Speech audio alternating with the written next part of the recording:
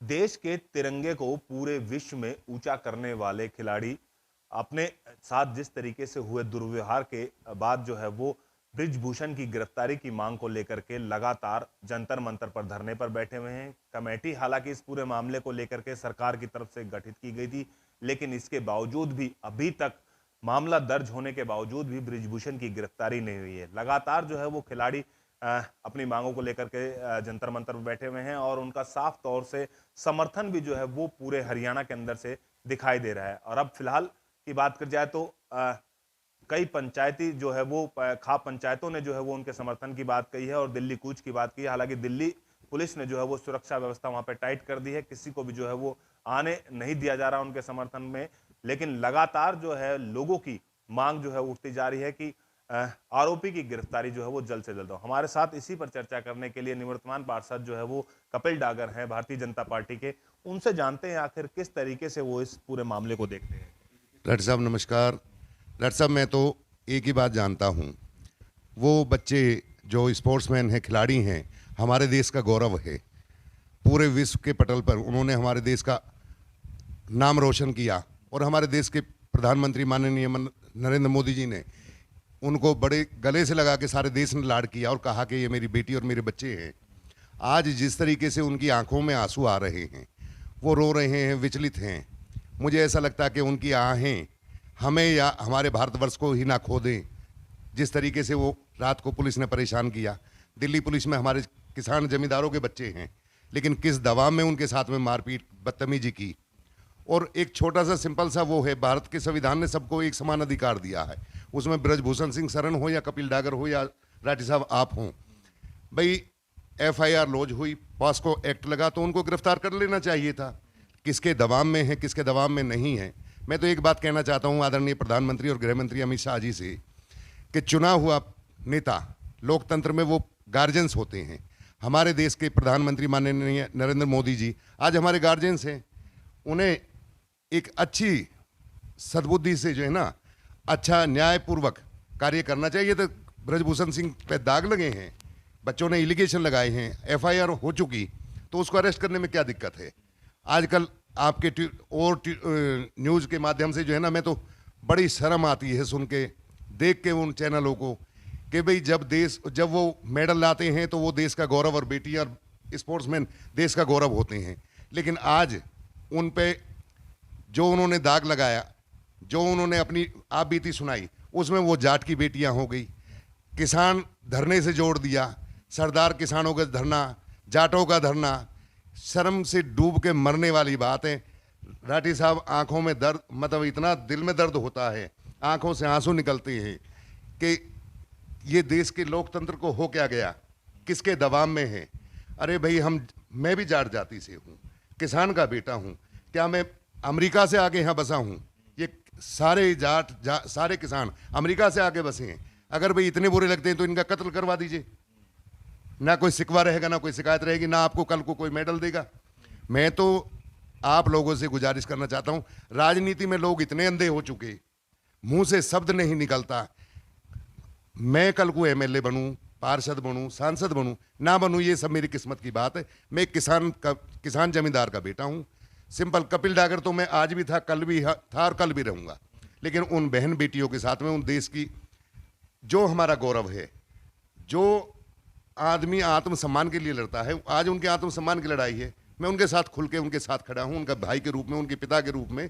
हर सूरत में मेरा समर्थन उनके साथ है। जो कोई आना चाहेगा तो बढ़िया, नहीं आना चाहेगा जो मेरे से बन सकता है। और आपके चैनल के माध्यम से एक बात और कहता हूं, आदमी अपने परिवार के लिए जीता है और अपने परिवार के लिए मरता है। मैं भी इसी भारतवर्ष की मिट्टी का जन्मा हूं और वो बच्चे भी इसी भारतवर्ष की मिट्टी के जन्मे हैं। और लकीली मैं नहीं जाता जात बिरादरी पे, लेकिन सौभाग्य से वो भी जाट है, मैं भी जाट हूँ। हमारे बच्चों को अगर कल को कोई अनहित होता है तो उनके लिए हम अपना सर कलम भी करवा सकते हैं और किसी का सर कलम भी कर सकते हैं। बिल्कुल, कहीं ना कहीं देखा है कि सरकार को जो है वो चाहे किसान आंदोलन की बात कर जाए, मुंह की खानी पड़ी थी। और अब इस पूरे मामले को लेकर के सरकार जो है वो कह रही है कमेटी गठित कर दी, 3 महीने उस कमेटी को हो गया, लेकिन अभी तक उस कमेटी की ना तो कोई रिपोर्ट ऐसी सार्वजनिक की गई, ना ही उस आरोपी को, जो ब्रिजभूषण आरोपी हैं, उनको गिरफ्तार किया गया अब तक। हमारे देश के खेल मंत्री श्रीमान अनुराग ठाकुर जी जाति से ठाकुर हैं, ब्रजभूषण सिंह जी जाति से ठाकुर हैं। जब टीम गठित हुई तो इनसे 4 हफ्ते का समय मांगा गया है, ऑन रिकॉर्ड है। 4 हफ्ते के भाई बच्चों, आपको जो है ना हम 4 हफ्ते के अंदर अपनी रिपोर्ट पेश करेंगे।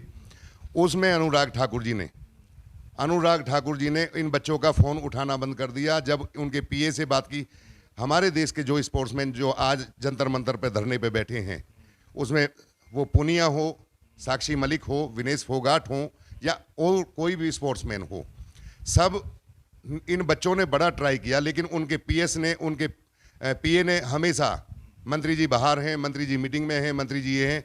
फिर उसके बाद में बोले 2 हफ्ते का समय दीजिए। क्या 4 महीने में इन पे कोई रिपोर्ट नहीं बनी? 4 महीने में इन्होंने कोई जांच नहीं करी?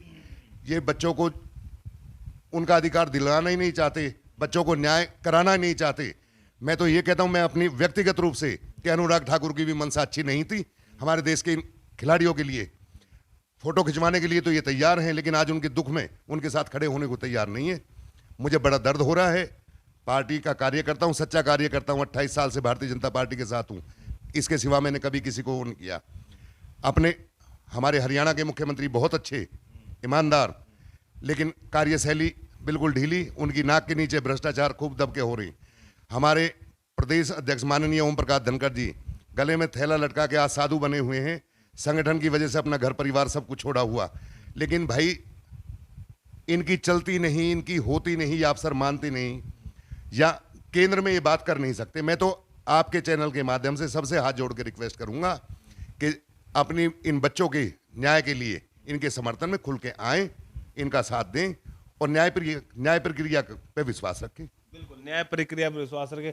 कम से कम जो है वो गिरफ्तारी तो कम से कम सरकार को करनी चाहिए थी, क्योंकि अमूमन देखा जाता है कि इस तरीके के गंभीर आरोप किसी पे भी लगते हैं, यदि कोई आम आदमी पे लगते हैं या अधिकारी पे लगते हैं, तुरंत प्रभाव से उसकी गिरफ्तारी होती है। लेकिन सरकार कहीं ना कहीं तानाशाही रवैया जो है वो इसमें दिखा रही है। मैं एक ही शब्द और कहना चाहूंगा तानाशाही के लिए। तो कभी हमारे देश की पूर्व प्रधानमंत्री और बहुत ही आयरन लेडीज बोलते थे श्रीमती इंदिरा गांधी को। 75 में उन्होंने इमरजेंसी लगाई, कलम और आवाज दोनों बंद की। आज लगभग हालात ऐसे ही बनते जा रहे हैं। वो तो तब एक आंदोलन आया था, जेपी आंदोलन, और यूथ इसमें पहलवान हैं। उस टाइम पे स्टूडेंट थे जेपी आंदोलन में। चूल्हे हिल गई थी, सरकारें बदल गई थी, बड़े बड़े दरखत मिट्टी में गए थे। हालात आज वो ही हैं कि अब की बार ऐसा ना हो कि ये अश्वों की धारा जो बह रही है, ये ऐसी हवा बने कि कल को इसका खामियाजा हमें भुगतना पड़े। मुझे तो डर है इस बात का।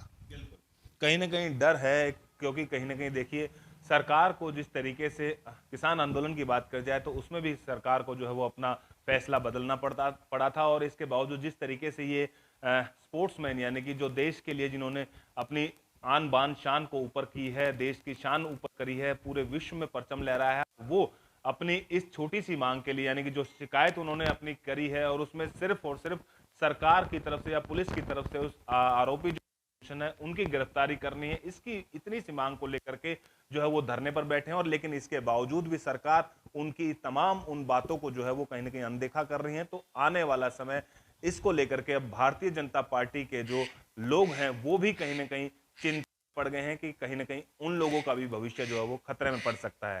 फरीदाबाद से अनिल राठी, पंजाब केसरी टीवी।